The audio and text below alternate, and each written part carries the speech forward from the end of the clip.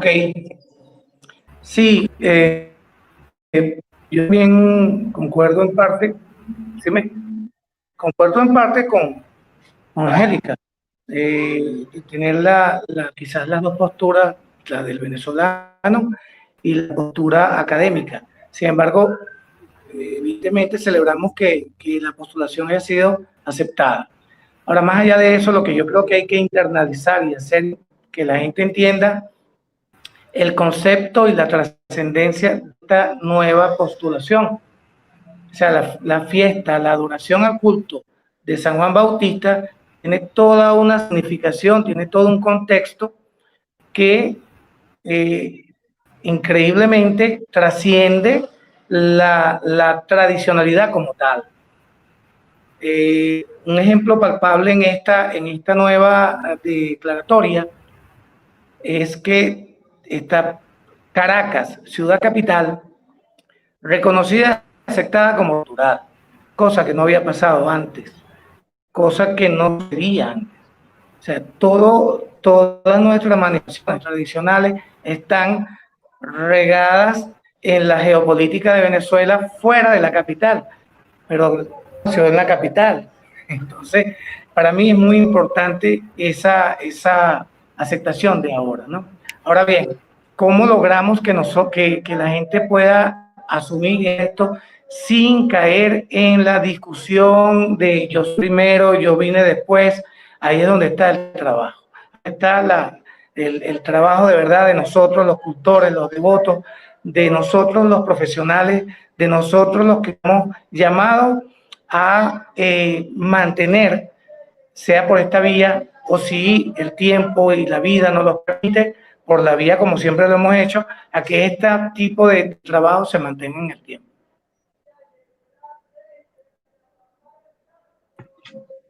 Gracias, Wilfredo. Muy buena la intervención y creo lo mismo. Es la responsabilidad de nosotros los que estamos incluso aquí participando y con este interés sobre el tema y justamente en un 2020. César, ¿estás por ahí? Sí, aquí estoy. Chévere. Ya reconectando, aquí estoy. Con en torno a la tradición de San Juan, yo sigo bastante la idea de Wilfredo. Para mí lo central y lo esencial es ese reconocimiento a esta tradición que trasciende el mero hecho del 24 de junio, eso lo sabemos, y desconozco en sí todas las cláusulas la formulación del expediente, aunque sí reconozco que debe tener una amplitud y una complejidad mucho más grande que expedientes previos, porque si bien el expediente de las Diabladas, por ejemplo, fue amplio y recogió una gran cantidad de cofradías, sería un poco más complejo en el sentido de que las tradiciones asociadas a San Juan en Venezuela vienen a ser para las comunidades afrovenezolanas una parte estructural, ¿sí? Y central de todas las expresiones culturales, históricas y de resistencia cultural que estas sociedades han acumulado en su historia. Entonces, es un espacio y además es un instrumento incluso de reivindicación social y política que estas comunidades me imagino que están esperando. Yo he hecho un seguimiento más etnográfico con las comunidades del municipio de Veroes en el estado de Yaracuy, que históricamente son unas comunidades muy vulnerables que han recibido, digamos, grandes problemas históricos. Y bueno, a través de esta integración, que por supuesto es histórica, no es nueva, pero estos últimos años sí se ha visto un interés reorganizativo apuntando hacia esta postulación. Entonces, en ese sentido, yo veo como positivo que esto sea un proceso estimulante para el movimiento afrovenezolano o de los grupos o de estas comunidades que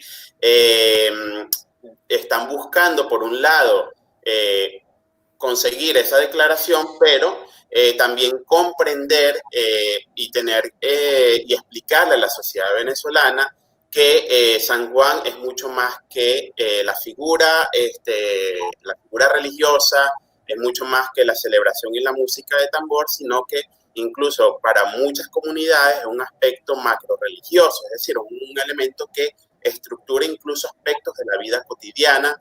Yo he hablado con investigadoras como Maybe Bugueto de LIBIC y otras investigadoras que incluso estamos en la discusión si considerar esta tradición como una religión en el sentido, un sistema religioso en sí mismo que da sentido y tiene un alcance más allá de esta visión que históricamente también fue servida como folclorista de estos aspectos culturales. Entonces, desconozco si el alcance, cuáles fueron los criterios o cuáles son los criterios de la selección de los grupos culturales o las cofradías, pero también me alegra muchísimo que la ciudad de Caracas sea reconocida y estas comunidades que son de la diáspora, ¿sí? De esta comunidad afro-venezolana, venezolana, también es un aspecto de reivindicación y de reconocimiento para ir trascendiendo esa visión de las culturales, que estas tradiciones religiosas y ritualísticas de las comunidades afro-venezolanas son una cuestión nada más de allá del campo, de las comunidades cacaoteras o de las comunidades aisladas, sino que este es un aspecto muy fuerte que está en nuestra cultura venezolana y también de reivindicación de que nuestras capitales y nuestras ciudades tienen grandes sectores que son netamente descendientes de estas comunidades afro-venezolanas.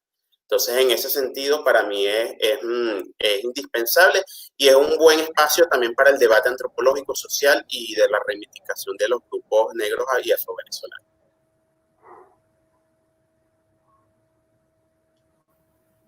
Muchas gracias, César. Ibel pregunta por el chat, en términos etnográficos, la proliferación de estos contenidos en redes, ¿cómo podemos discernir entre la información falsa, la información vieja o la información descontextualizada? Sí, ¿me escuchas de nuevo? Sí.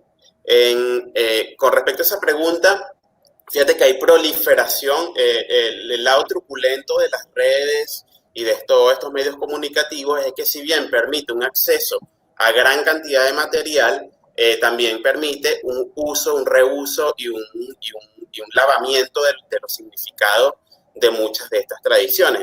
Tenemos ejemplos puntuales de ello, tal cual lo reseñaba George, pero las comunidades, mira, a las comunidades, esta gente, esos videos no debería afectarlas en el sentido de que el que viene de estas culturas, el que viene de estas comunidades, sabe cuáles son los significados y cuáles son los significados profundos de la tradición. Yo, en el sentido, yo sí me he conseguido estos videos, sí se puede utilizar, sí se puede incluso a medida de comentarios o de reclamación, se pueden hacer denuncias o de todo esto, pero esto es algo que es también como muy natural de los procesos tradicionales, ya saltado a las redes y del hecho cultural mismo. Las tradiciones ganan sentido, históricamente han ganado sentido a medida de este contraste también, y de esto también el folclorismo y otras formas ideológicas han tenido un efecto allí, que el debate que yo me consigo todo el tiempo en los grupos culturales de las redes sociales y también a las comunidades en vivo es esa medida de lo que es tradicional y lo que no es tradicional. Se puede ver de que es una guerra, pero en el sentido antropológico esto incluso genera ese contraste de sentido.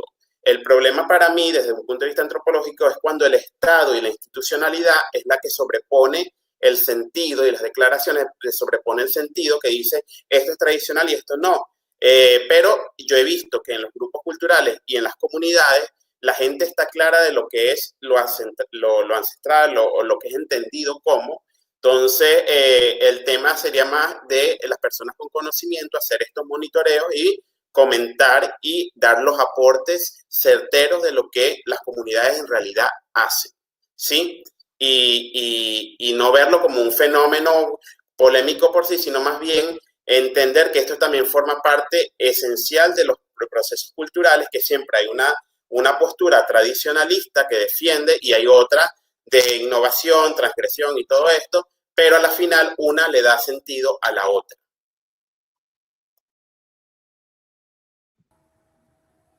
Excelente respuesta, César. Okay. Vamos con George, pero justo antes de que hables, George, quiero hacer una aclaración, hablar sobre un comentario que está aquí en el chat que me parece muy importante, que dice María Elena Franco Mijares. Con relación al tema de la postulación de San Juan Bautista, lo más relevante es ver más allá de la patrimonialización. Se trata de honrar el sentido de la Convención 2003, que tiene como objetivo la salvaguardia de las expresiones culturales. Es importante ver qué impacto ha tenido el trabajo de la construcción del expediente en las comunidades concernidas. Todo lo que se ha generado posterior a este trabajo del Centro de Diversidad Cultural y de los portadores. Continúa, George. Bien, bueno, saludos María Elena, te quiero. María Elena ha sido mi mejor estudiante del mundo, ya yo la estoy entubando para que sea presidenta del Centro Cultural o del Instituto de Patrimonio Cultural. Bien. Yo siempre estaba pensando el otro día y se lo decía casualmente a María, de los expedientes los cuales... George, te escucho muy entrecortado. He trabajado antes, José. Ajá. Creo que habla un poco más lento porque cuando como que se entrecorta.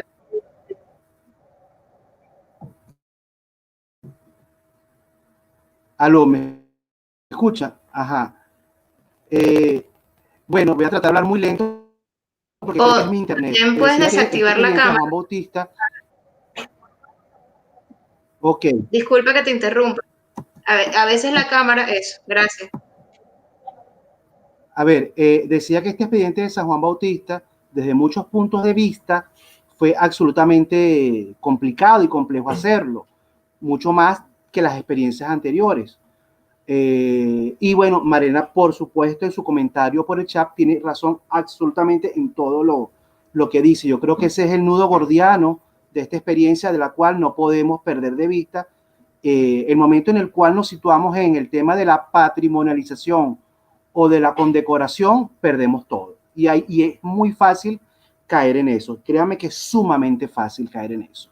Y las consecuencias son nefastas. Y lo estamos viviendo con otras experiencias ya de patrimonios venezolanos ya declarados, que por respeto prefiero no nombrar en este momento. Sin embargo, estas complejidades de San Juan Bautista, y me llama la atención porque al principio de esta reunión, Angélica, creo que todavía está por allí, decía que no tenía mucho que aportar, pero lo que Angélica dijo al principio es absolutamente cierto. Hay una vinculación extraordinaria, innecesaria, entre el tema de la postulación que se aceptó y lo que viene de ahora en adelante, y es tan grave, por ejemplo, que aunque el expediente fue aceptado en términos de su postulación, viene ahora una etapa de evaluación y que tiene que ver con el manejo del Internet, y que Venezuela está en un problema real y gravísimo. Por ejemplo, porque el tiempo es muy corto, una de las cosas que se nos exige en la UNESCO es que ese elemento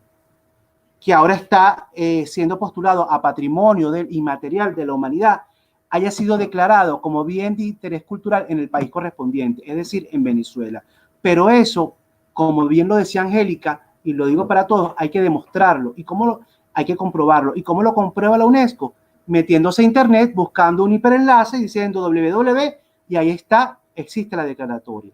Nosotros mandamos un formato físico a París, sede de la UNESCO, donde se dice que el ciclo festivo en honor a San Juan Bautista es bien de interés cultural de la nación venezolana. Hasta ahí vamos bien. Hoy en día, a pesar de que la postulación fue aceptada, que no significa que vaya a ser declarada, las diferencias son muy amplias entre ambas cosas. No hay manera, y si quieres sacar duro de la silla, no hay manera de que el Estado venezolano logre demostrar eso, porque nuestro sistema online de inventario nacional para patrimonio cultural está cerrado, no es accesible. Y ya recibimos par de reclamos de la UNESCO diciéndonos, señores, no hay manera que nosotros podamos comprobar que eso que ustedes dicen que es patrimonio nacional en Venezuela sea así. Y nuestra respuesta ha sido lapidaria. Es que nuestro internet es malo, es que no tenemos internet, es que el servidor que tenemos es de 1999 y ya está caduco. Entonces, fíjense cómo una cosa tiene que ver con la otra. Entonces, yo estoy muy amargado, debo decirlo, todo el esfuerzo que se ha hecho y sobre todo los portadores, que como le decía ayer a Marilena, son los únicos que se merecen mi respeto y mi consideración, han hecho, no podemos perderlo. Para eso el Estado está en la obligación de resolver esto. ¿Qué le dijimos a la UNESCO? Y con esto termino. Le dijimos, bueno, no se preocupen, tengan un poquito más de fe en nosotros y estamos trabajando a propósito de solventar esa situación que es tecnológica. Lo estamos haciendo, fue una mentira mía, una mentira blanca que llaman, pero no podía decir otra cosa. Entonces sí tiene que ver los alcances para la salvaguardia del expediente, pueden ser todos maravillosos, pero ahorita vamos a dedicarnos a resolver el problema de que la postulación realmente pueda ser evaluada con todo lo que la UNESCO nos demanda. Bueno, creo que terminé. Gracias, George. Se escuchó perfecto. Y bueno, tenemos una pregunta de parte de Bernalí González, que dice, ¿cuál cree que sean las medidas de protección necesarias que se deban tomar para la protección de las manifestaciones tradicionales por vías digitales? Es decir, para evitar que se utilice de forma inapropiada los materiales documentales o fotográficos que se viralizan, contenidos que perjudiquen la imagen de las comunidades. Bueno, bueno, medidas pueden haber muchas y quizás el tiempo sea muy corto, pero una cosa que en principio, aunque suene cliché, es el tema de comunidad organizada. Bueno, ahora deberíamos de hablar de comunidad digital organizada, con liderazgos legitimados por sus comunidades. ¿Quién va a hablar en nombre de los diablos danzantes de Chuao? ¿Quién va a hablar en nombre de las burriquitas de Aragua? ¿Quién va a hablar en nombre de las tejedoras de chinchorros de Curagua en el estado Monaga? Eso tienen que aclararlo las comunidades y legitimarlo de esa manera. No, yo sé que la representatividad es un tema incluso en lo político que trae una cantidad de complicaciones, pero no se me ocurre en principio otra cosa, porque la proliferación, incluso no digo que de mala intención, hasta con la mejor intención, puede ser muy difícil. Por ejemplo, no hay mala intención, pero cuando ustedes ven el Twitter de esta semana, el Instagram de esta semana y otros espacios digitales, por ejemplo, diciendo que se postuló los tambores de San Juan Bautista. Eso no es correcto, eso no es así. Lo que se postuló fue el ciclo festivo en honor a la devoción y culto por San Juan Bautista, que como decía Willy hace un rato, es un entramado de vida cotidiana, de sucesos extraordinarios de significación en las comunidades, mucho, donde sí hay música y donde sí hay tambores, pero donde hay religión, donde hay fe, donde hay organización social, donde hay coreografía, donde hay escenografía, donde hay sentimiento, donde hay amor, eso trasciende de cualquier tambor.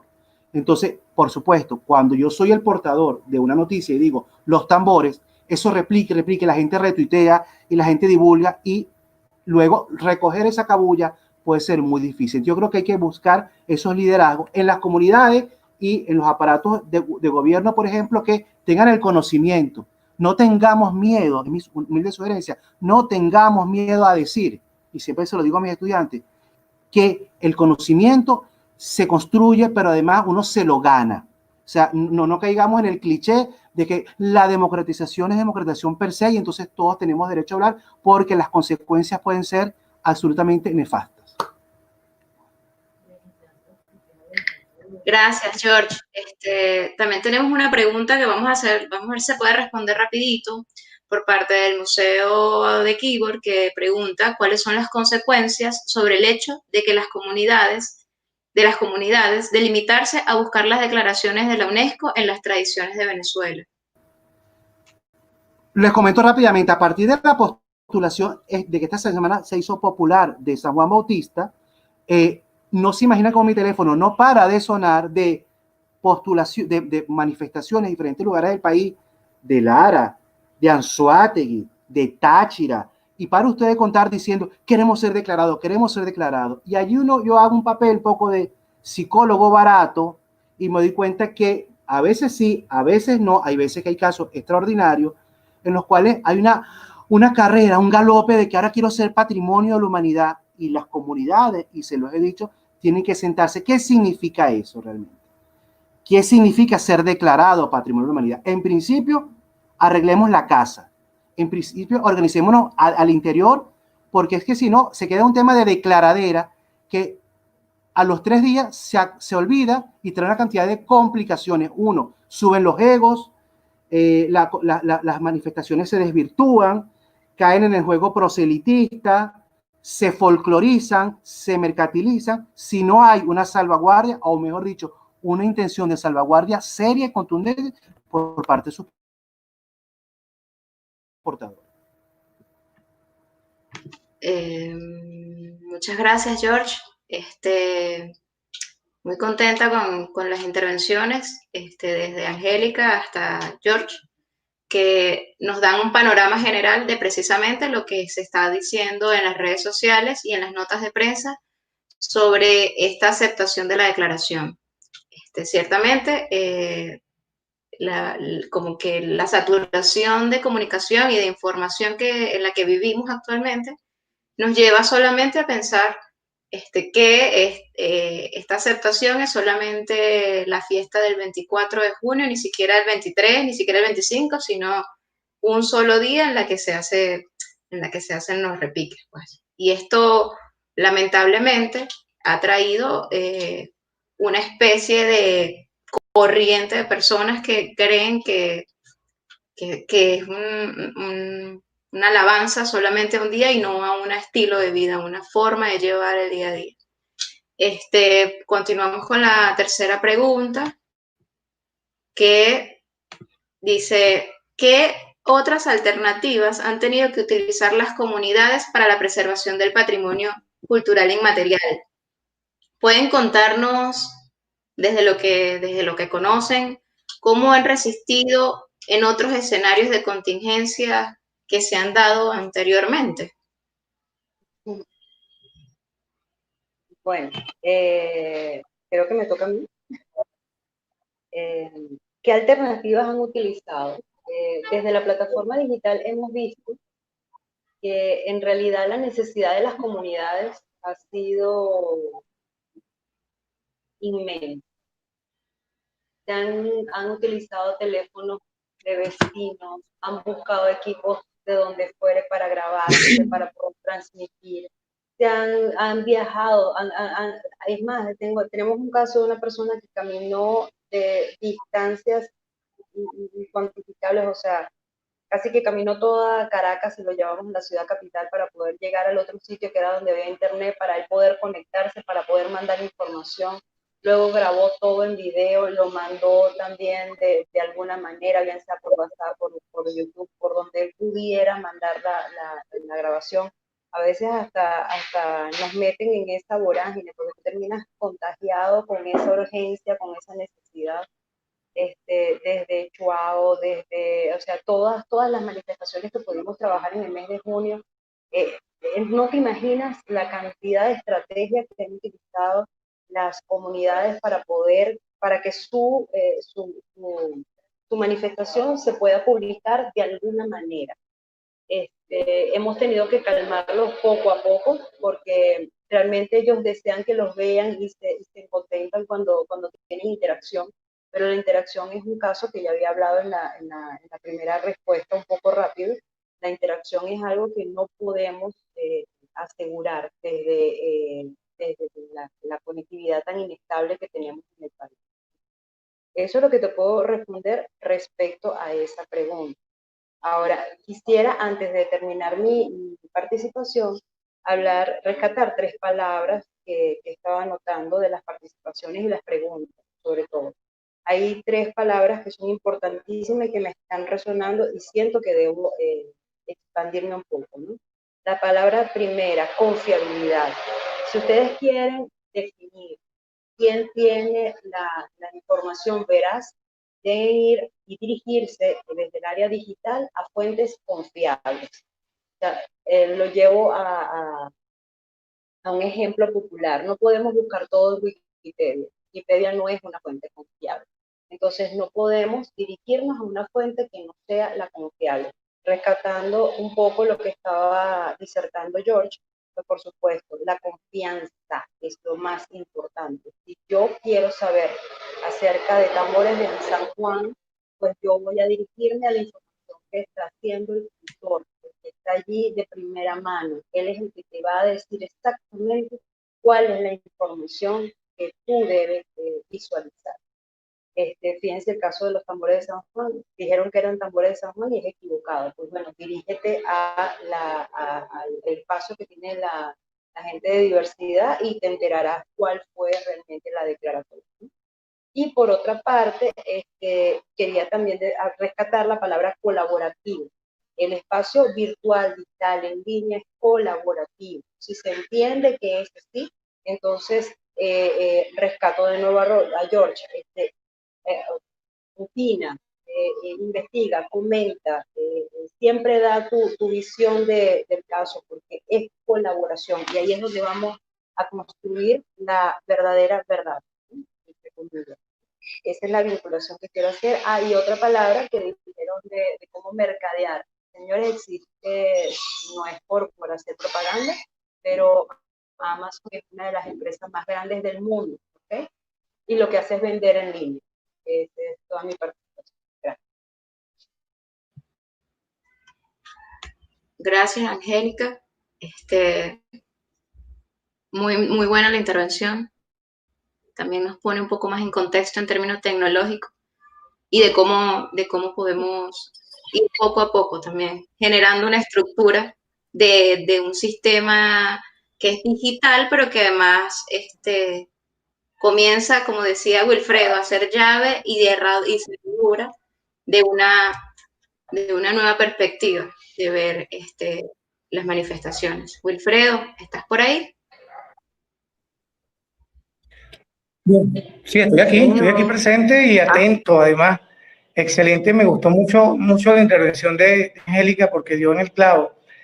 Yo pienso que también debemos ir pensando ya a nivel educativo, a nivel formativo, debemos ir pensando en la educación patrimonial, o sea, una pertinente educación patrimonial que no solamente llegue al cultor o al interesado en el patrimonio cultural como tal, sino que desde el mismo docente que a veces maneja los términos, que no sabe de salvaguardia, que todavía se maneja la salvaguarda y se confunde, que no hay un evento vinculante entre el patrimonio cultural, la manifestación tradicional, la manifestación cultural.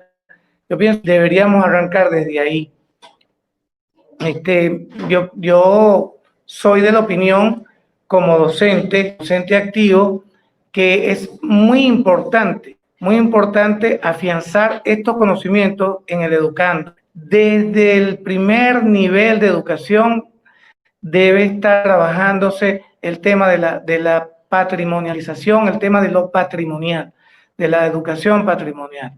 Pero hay que empezar también por el docente, porque el docente desconoce, el docente no entiende.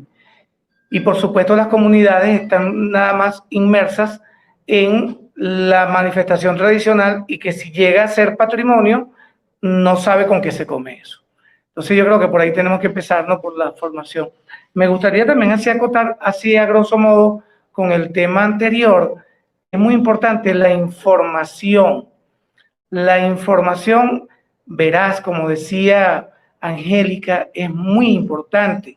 Sucedió recientemente cuando se dijo que estaba el expediente para los tambores de San Juan, tal cual, para los tambores de San Juan. Entonces, la cantidad de mensajes, de fotos, de correos que yo recibí de amigos y de no, otros que no son mis amigos, mandándome fotos con un tambor, con una paila de más que no un clarín, por Caracas tocando para que lo consideren patrimonio. Entonces, es el error. Yo creo que nosotros debemos ir de verdad con mucha propiedad y con mucha responsabilidad, lo digo, de ir a consolidar una verdadera educación en lo patrimonial.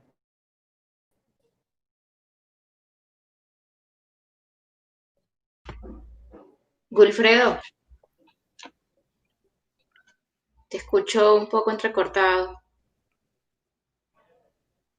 ¿Estás? Te escucho cortada. Creo que se le fue el internet. Ok. Ahora sí. ¿Listo? ¿Sí? Ok. Bueno, continuamos. Te escucho. Ok. Ah, se Sí, escuchó muy bien. ya. Ok, no, es que tengo algunos problemas con mi internet, entonces no sabía muy bien lo que se estaba diciendo al final. Disculpe. Pero me están aquí ¿No lo informando desde el chat escuchaste? que sí, se escuchaba muy bien. Bueno, antes de que vaya César, quisiera hacer una intervención con un comentario que se hizo aquí a través del chat de Fabricio, que dice, muy buena la respuesta de César sobre lo válido o falso de los videos. Sin embargo, en el diálogo entre lo tradicional y lo moderno, también hay influencias de elementos culturales más próximos a la cultura de masas, con menos profundidad de significados, los cuales, como el reggaetón, han tenido influencia en la forma del baile del tambor mina en Barlovento, a lo que yo he categorizado como un tambortón, dice Fabricio, investigador sociocultural. Muchas gracias por esa intervención. Vamos con César. ¿Estás por aquí, César? Sí, estamos aquí conectados de nuevo. Oye, te escuché. Chan. Si quieres, Wilfredo, que comente lo del tambor mina, sería interesante porque él está... Bueno, Sí, Wilfredo, coméntanos un poco sobre eso. Lo escucho muy cortado, pero creo entender la pregunta. ¿Me escuchan? sí. ¿Aló? ¿Me Yo te escuchan? escucho un poco entrecortado, pero César. Yo escuché la Sí, pregunta, Wilfredo. la pregunta la escuché segmentada, pero entiendo que tiene que ver, si me escuchan bien, hablo. Sí, continúa, Wilfredo. Los escucho cortado, pero creo que entendí que tiene que ver con la influencia de géneros que vienen fuera y que de una u otra forma se amalgaman a lo nuestro. Y los únicos responsables somos nosotros mismos, por supuesto. El tema del reggaetón con el Mina que sucedió en Curiepe, del cual yo no tuve presencia física, sino que me llegaron algunos videos. También tengo muchos amigos de Curiepe, no de Curiepe, de toda la región de Barlovento, que están muy en contra de eso. Y hay un grupo que de una u otra forma están tratando de fusionar.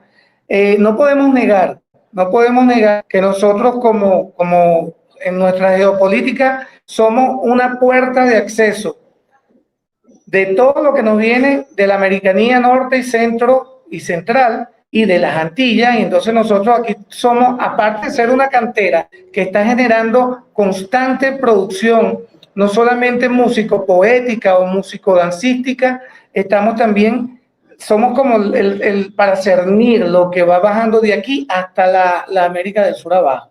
Entonces nosotros estamos muy propensos a tener toda esa carga, valga la redundancia, quizás buena, mala, no sé, el deber nuestro como cultores, el deber nuestro como venezolanos con identidad es filtrarla y ver qué nos funciona y qué no nos funciona.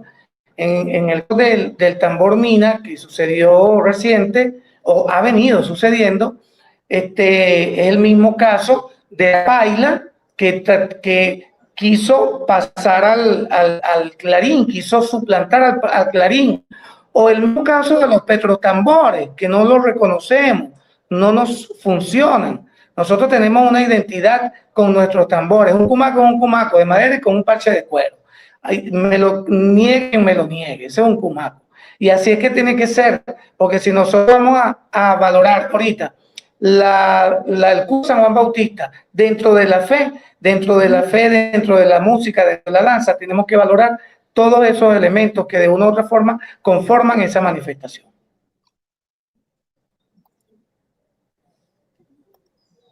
Muchas gracias, Wilfredo. César. Ojalá me hayan escuchado.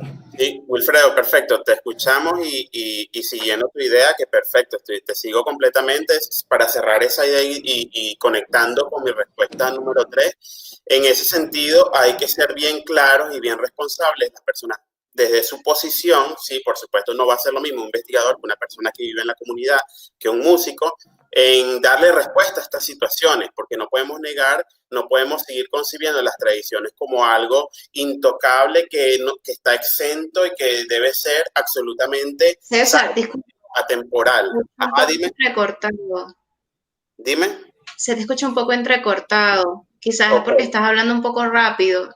En el sentido, continuando con la respuesta de Wilfredo, en el sentido de el problema para mí siempre ha sido pensarnos atemporales y pensar las tradiciones desconectadas de todas estas influencias de nuevas generaciones, que desde las comunidades debe haber una respuesta de darle respuesta a esto, ¿sí? En el sentido de no negar, no satanizar tampoco, porque son situaciones socioculturales que hay que darle respuesta trabajando con la juventud o con estas influencias.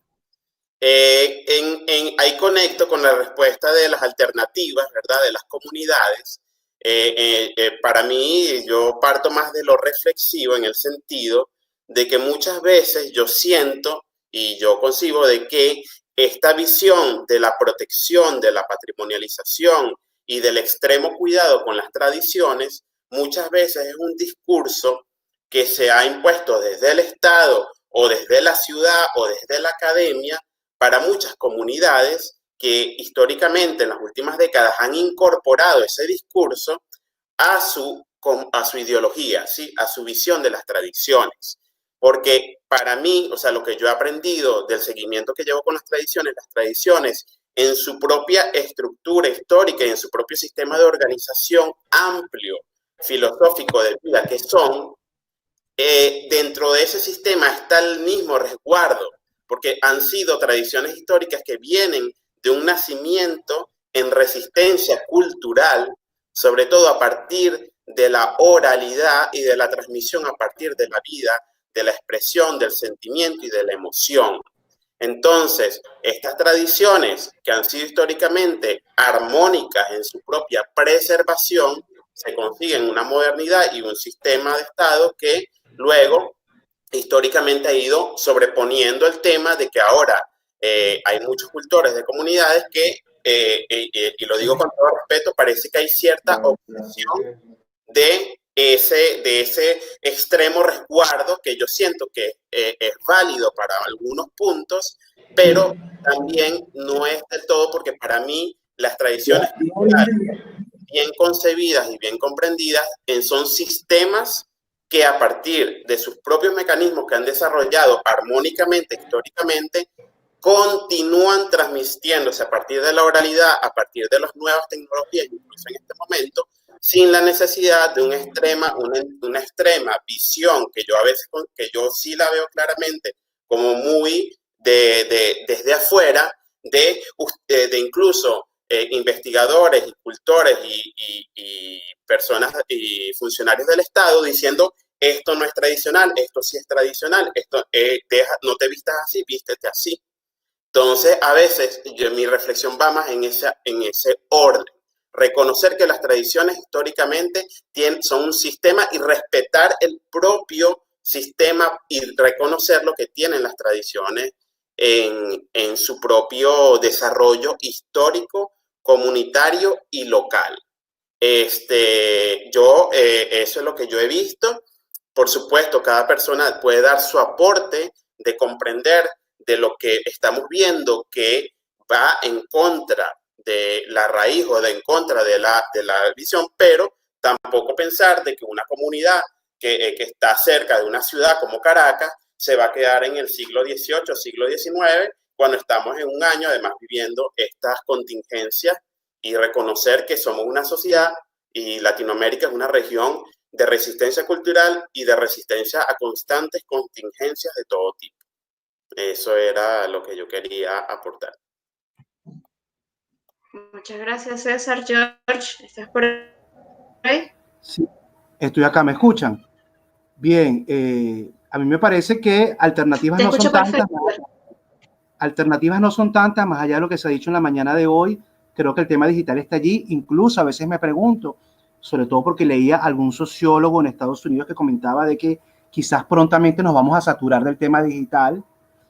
Él decía, va a llegar un punto en el cual que vamos a decir, no más Zoom, no más WhatsApp, no más reuniones por Meet. Entonces, hasta eso, pero quién sabe, ¿no? No quiero ser pájaro de mal agüero. Entonces, creo que lo digital va a seguir siendo, quizás hasta que la pandemia esté, incluso quizás luego, se resemantice y se convierta en otra cosa y se mantenga. Y las propias comunidades, insistimos con esto, las incorporen entonces de ahí en adelante para su ejercicio, quizás combinándola con la vivencia, con la práctica en las comunidades, en las manifestaciones colectivas, etcétera, etcétera. Ciertamente, estoy de acuerdo con lo que ha dicho Willy, con lo que ha dicho César. Creo que en este caso aplica el tema, genera mucha ansiedad muchas veces, el tema de qué es lo, cuando uno no le gusta, especialmente cuando uno no es un portador, porque Willy es un portador, yo no lo soy, cuando a uno no le parece algo, a uno no le gusta, porque, bueno, porque uno siente que hay una incorporación de un elemento cultural que rompe, que fractura, bueno, y que pensemos además en la idea de tradición como idea de continuidad y en la idea de modernidad como la idea de ruptura, precisamente, que a uno no le guste. Sin embargo, he aprendido a lo largo del tiempo que quizá aquí aplica aquello del darwinismo social y la selección natural va a ir limpiando, entre comillas, y van a quedar aquellas cosas que las comunidades entienden como lo legítimo, con lo digital, sin lo digital, con poca gente, con mucha gente. Creo que las comunidades, hay comunidades en este país portadoras de tradiciones muy maduras, muy conscientes de lo que tienen. A otras, más allá de la vivencia, sí creo que les falta ese proceso, ese fortalecimiento de capacidades, una mayor gestión comunitaria, y en eso sí creo que el Estado tiene una responsabilidad, lo dice la Constitución muy claramente, en apoyarlos en ese sentido. Nuestras instituciones culturales son absolutamente débiles, incluso en la que yo trabajo. Son instituciones muy débiles, falta músculo técnico, falta músculo intelectual, falta músculo financiero. Y eso es un tema que hay que resolver para que el tema de la corresponsabilidad comunidad-Estado realmente puedan hacer algo cierto y valioso en términos de lo que viene a futuro. Muchas gracias, George. Aquí tenemos algunas preguntas para ustedes. La primera es la que, a ver.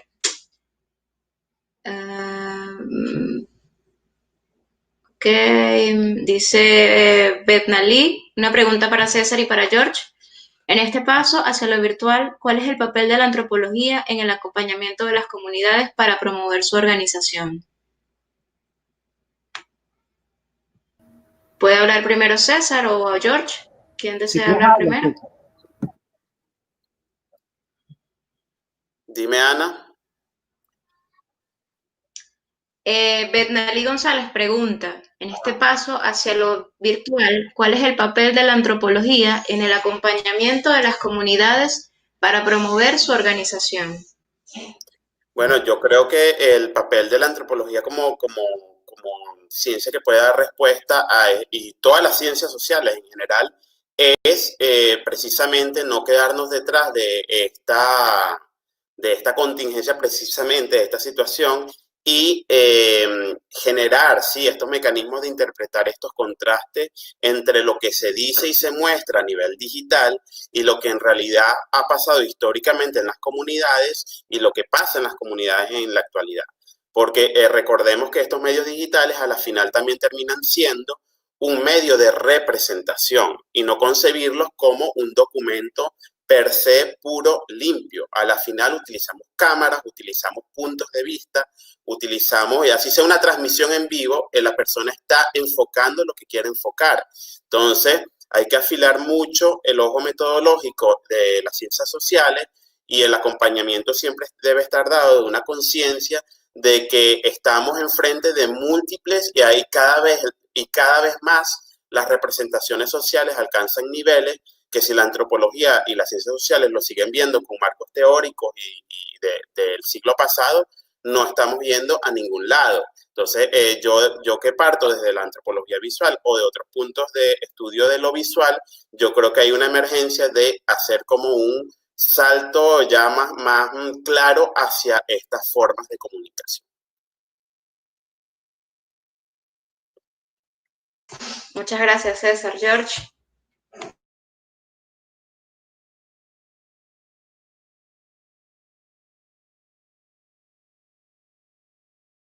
que se quedó pegado. Bueno, la antropología, por supuesto, este país tan complicado, las ciencias sociales cada día se hacen más importantes y evidentemente en este tema de la pandemia, pues mucho más, y con esta incorporación más, digamos, contundente de lo digital en el mundo del patrimonio cultural y material, pues aún mucho más. La antropología tiene el deber. Yo mismo, quizás no doy mi respuesta, no sea satisfactoria, me podría preguntar mi escuela de antropología qué está haciendo, o yo sé que ahorita tenemos un tema de cuarentena, etcétera, pero que se está planteando para coadyuvar, para contribuir con este tema.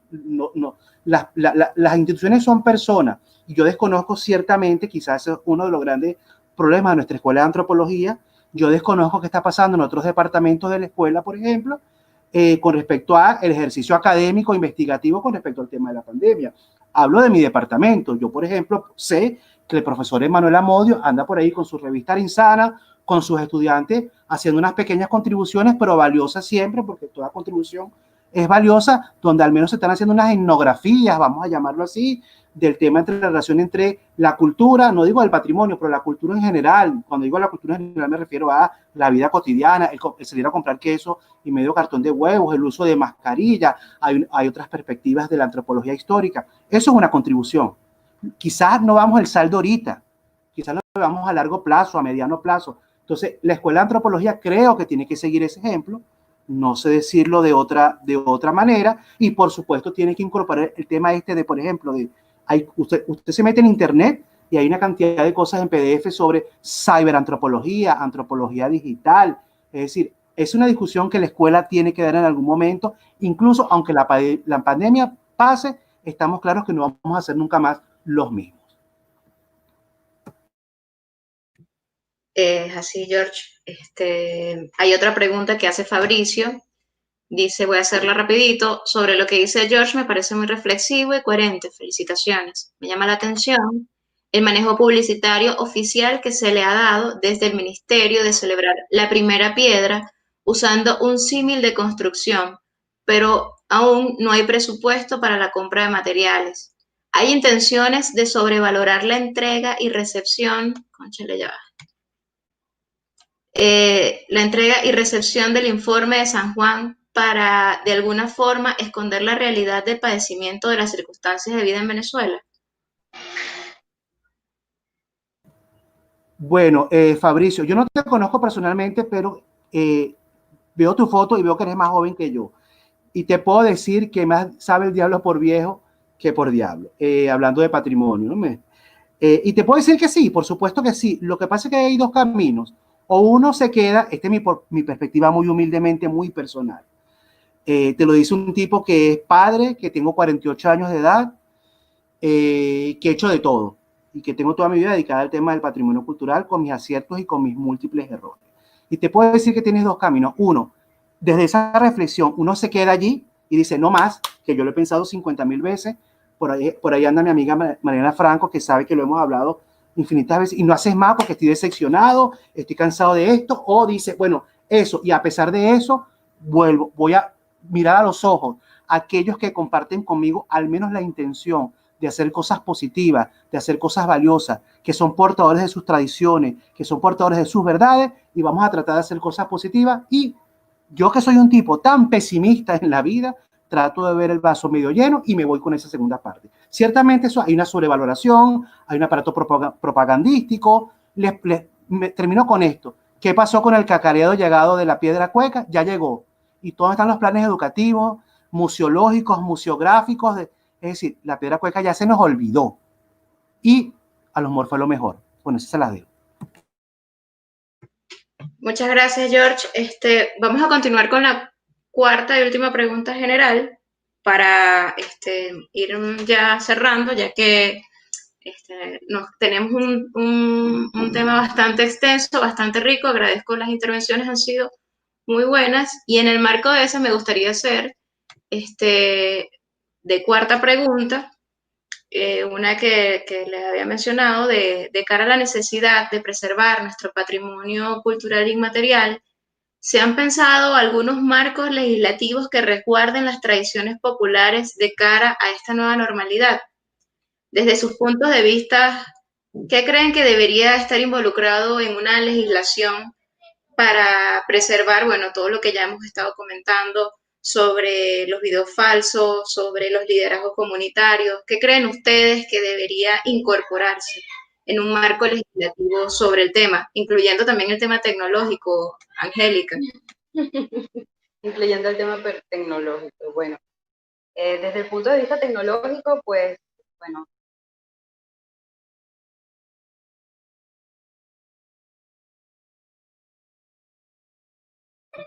Angélica,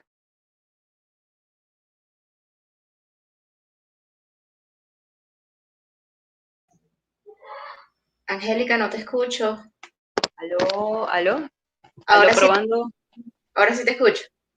Ok, desde el punto de vista tecnológico, pues, dada la situación que hemos vivido, no nada más en Venezuela, en el mundo, o sea, Internet y la comunicación debería ser un derecho fundamental, porque es un derecho, es una necesidad del ser humano la comunicación. Y es indispensable, sí, como un marco ya legislativo, pues, la parte de alfabetización digital, ¿no?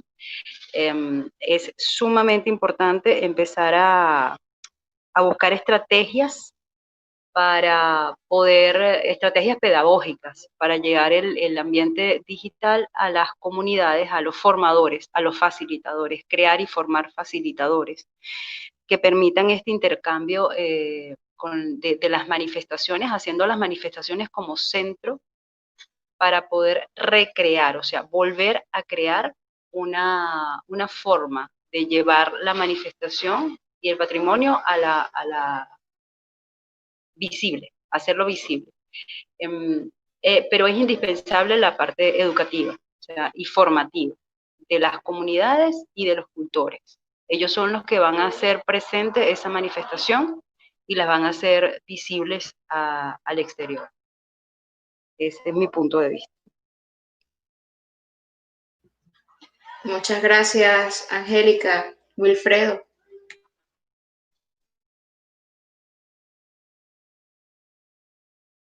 Voy a salir sin el video para ver si se corta el audio.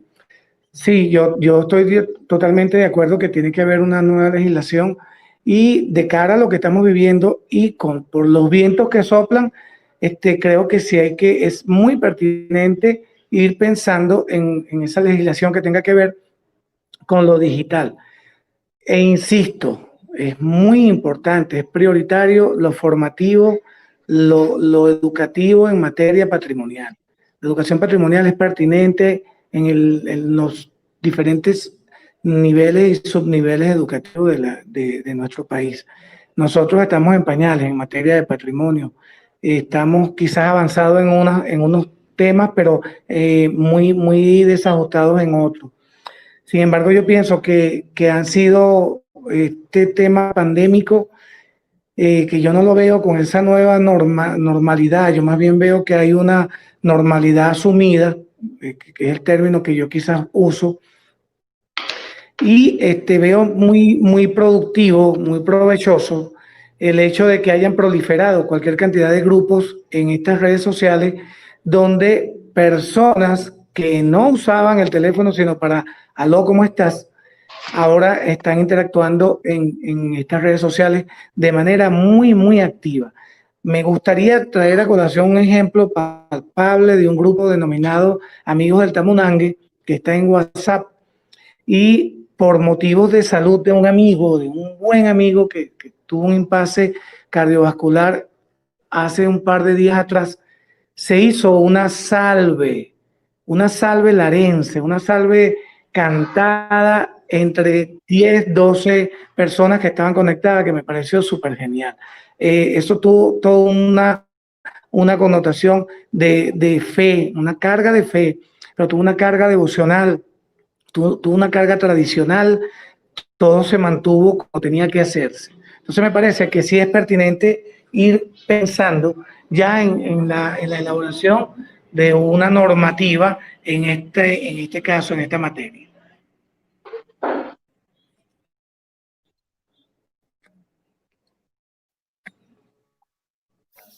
Muchas gracias, Wilfredo. César. Sí, continuando con respecto, yo pondría el foco, sí, en el término de estas comunicaciones, estos grupos y estas formas de establecer nexos y comunicación entre tradiciones que se han generado a partir de estos medios de comunicación han permitido también un monitoreo y incluso de eso, de las situaciones de salud de los cultores, eh, lo que ha sucedido en el yacimiento arqueológico de Yay en el estado Lara, que hubo un movimiento en red bastante eficaz y a momento. Entonces, aprovechar esos medios de comunicación precisamente para estar alertas y comunicados e informados y armar estrategias también, porque yo creo que el enfoque legislativo que viene para ahora nosotros en Venezuela es el tema de la integración entre instituciones que previamente no dialogaban a la hora de generar las legislaciones, incluso sin el apoyo o la voz de las comunidades. En el caso, por ejemplo, del Instituto Nacional de Parques o del Ministerio del Ambiente con respecto a patrimonio o otros nexos y conexiones que son netamente importantes, con las cuales también las tradiciones y el patrimonio también material, arqueológico o paisajístico debe ser comprendido dentro de esa integralidad, ¿sí?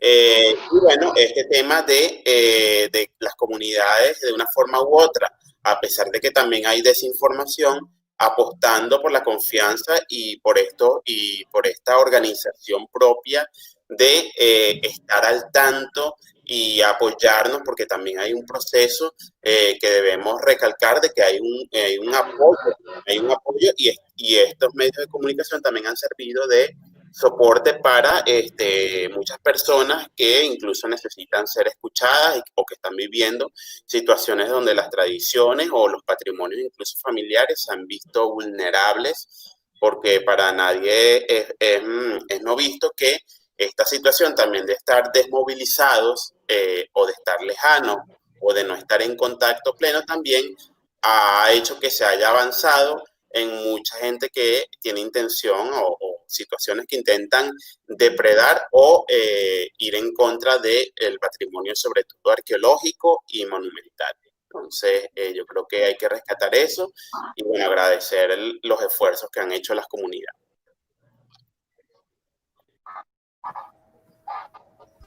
Muchas gracias, César. George. Bien, bueno, desde mi perspectiva, yo creo que en Venezuela tenemos un bastante bueno y bastante aceptable aparato legal con respecto al tema del patrimonio cultural. Perfecto, nada es perfecto. ¿Podríamos tener una mejor ley de patrimonio? Claro que sí, pero creo que la ley es bastante buena. Tenemos además las convenciones suscritas de la UNESCO en 1972 para patrimonio material, la del 2003 para patrimonio inmaterial, la del 2005 para diversidad cultural, son leyes aprobatorias vinculantes de carácter nacional. Entonces, el aparato legal existe, insisto, no es perfecto, se podrían mejorar ciertas cosas, pero creo que con eso se podrían hacer cosas interesantes. Lo que sí no tenemos, porque ahí privan los egos, el proselitismo, la mediocridad en muchos casos, lo que priva es la ausencia de políticas administrativas, la proliferación de reglamentos que permitan unas ejecuciones efectivas y diáfanas con respecto a ese aparato legal. Es decir, les pongo un ejemplo, hasta cuándo, que lo he peleado con mucha gente, lo he hablado con la presidenta, que es mi amiga del Instituto de Patrimonio Cultural, lo he hablado con el profesor Benito Iradi, presidente del Centro de Diversidad Cultural, hasta cuándo en nuestro país la declaradera de todo, ahora todo es patrimonio. ¿Qué significa eso? Que si digo lo contrario, entonces yo soy un fascista. No, no puede ser una declaración de patrimonio cultural, material o inmaterial.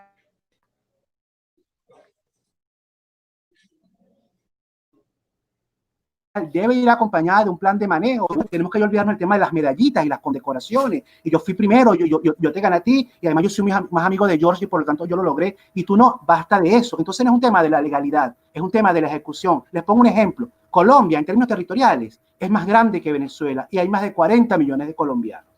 Colombia tiene como patrimonio cultural y material declarados en todo el territorio colombiano, creo que entre 25 y 30 expresiones de su patrimonio cultural y material. repito el número, entre 25 y 30. Nosotros tenemos una cosa así como 100.000 patrimonios. Por esos 100.000 patrimonios, menos del 2%, ¿no? Menos del 1% cuentan con un plan de salvaguardia. Entonces, ¿de qué estamos hablando?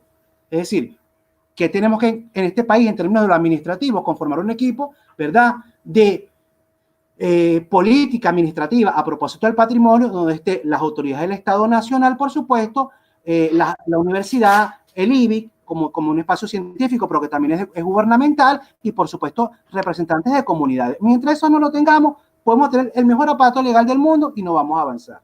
Gracias.